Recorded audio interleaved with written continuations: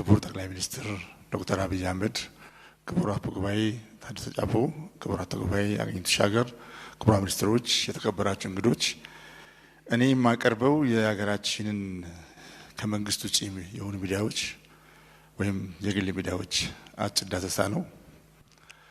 የሀገራችን ከመንግስት ውጪ የሆኑ ሚዲያዎች ታሪክ ከጣሊያን ወረራ ነው የሚጀምረው። በጣሊያን ወረራ ጊዜ በሀገራችን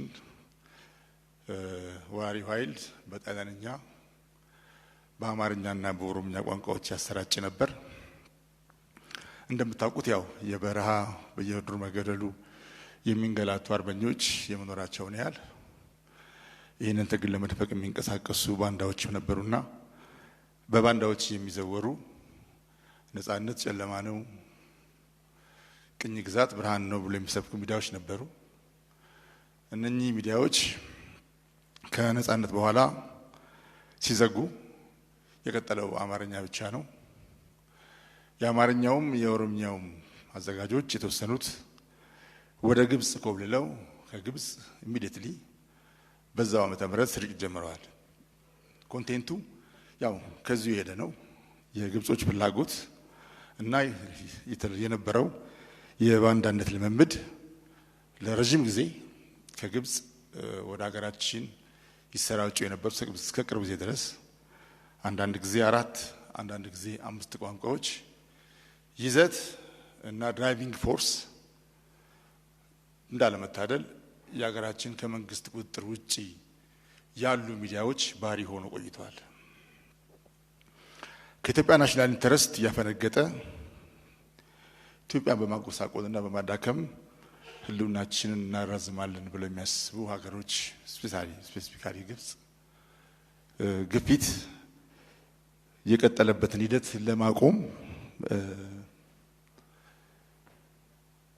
የዛሬ 8 ዓመት የተጀመረው የለውጥ ጉዞ የትኛውንም ማሳሰብ በኢትዮጵያዊነት ጥላ ስር ልዩነቶችን ማራመድ ይቻላል በሚል መርህ የሳቤም የህግም የአሰራርም ለውጥ ተደርጎ በርካታ ሚዲያዎችም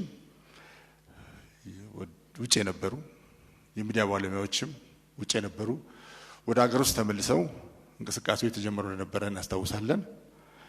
ይሄ እንዳልኩት መሰረታዊ የሳቤ ለውጥ ነበር፣ አዙሪትን የሰበረ የአሰራርም የህግም ለውጦች ተካሂደው ነበርና በዚህ ሂደት ውስጥ ሚዲያን ኢንዱስትሪ ማድረግ እንደ ማኒፋክቸሪንግ፣ እንደ ግብርና፣ እንደ ማይኒንግ ሚዲያ ኢንዱስትሪ ከሆነ ሀገርን ይጠብቃል፣ በኢትዮጵያዊነትና በኢትዮጵያዊ ጥቅም ስር ራሱን ያለማል ከሚል አሳሰብ ትክክለኛ አሳሰብ የመነጨ እንቅስቃሴ ለማድረግ ተሞክሯል።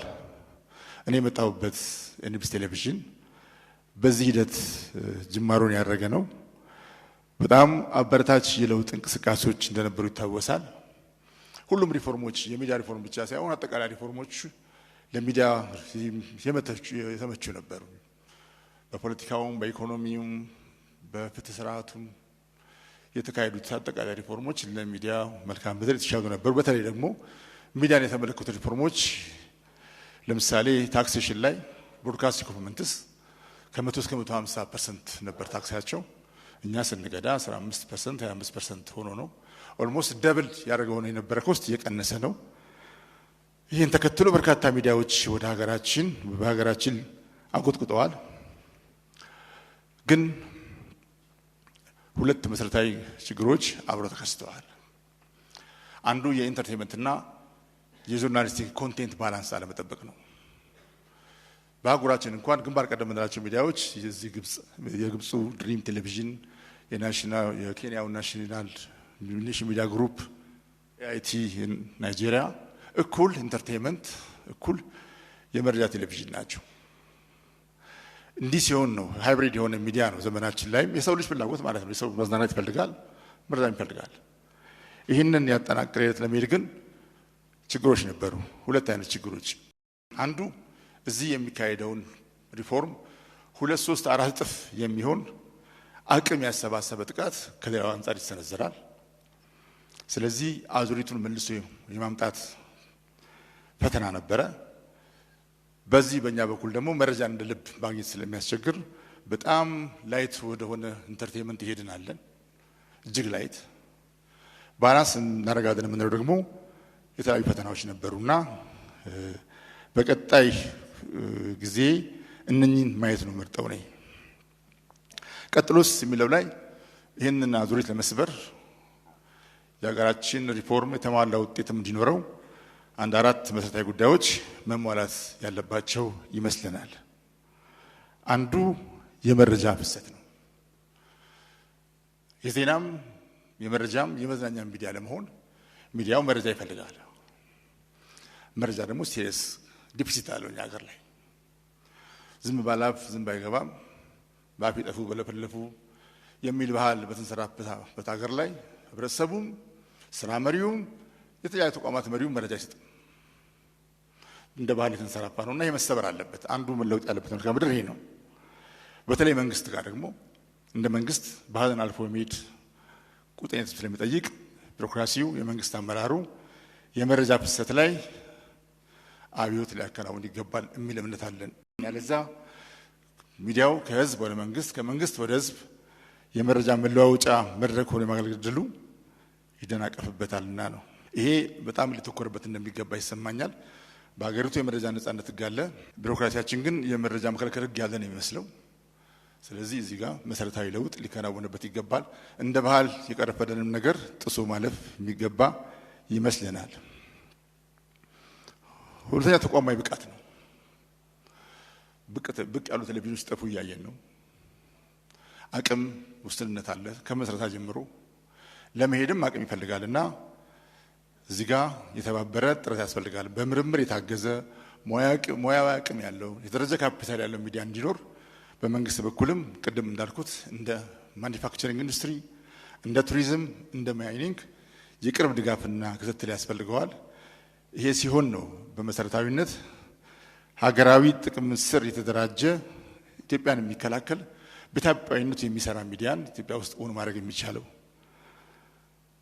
ሶስተኛ የማርኬቱ ስነ ምግባር ጉድለት ነው። ሲሪየስ የሆነ ችግር አለ እዚህ ጋር። ከህግም ከፍትሃዊነትም ከስነ ምግባር አኳያ የሚታዩ ችግሮች ሚዲያዎች ወደፊት እንዳይራመዱ ችግር እየሆኑ ነው ያሉት። እዚህ ጋርም በመንግስት በኩል ሊወሰዱ የሚገባቸው እርምጃዎች አሉ ይመስለኛል። ፍትሃዊ የሆነ የገበያ ስርጭትና ስነ ምግባርን የመካተል ጉዳይ ያስፈልጋል። አንዳንድ ተቋማት ፊት ለፊት ከመንግስት ሚዲያዎች እንጂ ሰርቪስ አንገዛም ይላሉ። በማንኛውም መልኩ ህግ አይደለም፣ ይሄ ፍትሃዊም አይደለም። እኛም የሚዲያ ተቋማት ፉክክራችን ስነ ምግባራዊ እንዲሆን ማድረግ አለብን። ወደ ውስጣችንም ወደ ውጭም ያሉ ችግሮችን ከፈታን ብዙ መራመድ እንችላለን። መጨረሻ ላይ የቴክኖሎጂ ጉዳይ ነው። ዛሬ ዲጂታል ሚዲያው ሰፊ ሚና እንዳለው እናውቃለን። አንዳንድ ጊዜ ግን ሚኒስትሪ ሚዲያዎች ለዲጂታል ያለን ሚዲያ ግምገማ የተዛባም ነው። ሚኒስትሪ ሚዲያ ዲጂታል ሚዲያውን ፕላትፎርሙን ለመጠቀም የሚከለክለን የለም። በስፋት መጠቀም አለብን።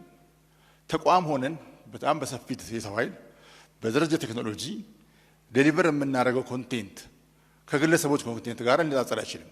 ህብረተሰባችን ይመዝናል። ባይመዝን ኖሮ አንድ ግለሰብ ከቤት ወደ ከባህር ማዶ የሚረጨውን እንዳለ ቢቀበል ኖሮ ሀገራችን አሁን አይደለም መልኳ። ይገነዘባል ህብረተሰባችን። ስለዚህ ያለንን አቅም ያህል ዲጂታል ፕሬዘንሳችንን ጠንካራ ማድረግ ያስፈልገናል። በዚህ ረገድ የተባበረ አሰራር እና አቅምን ያገናዘበ አካሄድ ያስፈልጋል። ኤንድ ዲፒሲታችን ማውራት አለብን። ሌሎች በጣም ኃላፊነት በጎደለው ደረጃ ምንም ያልተመዘነ መረጃ ሲሰጡ እነሱ ከኛ የታመነ ሊሆኑ አይገባም። ህብረተሰቡ ማያምንም፣ ግን ሙሉ እምነት ያቀርባሉ ወይ ብሎ ይጠይቀናል።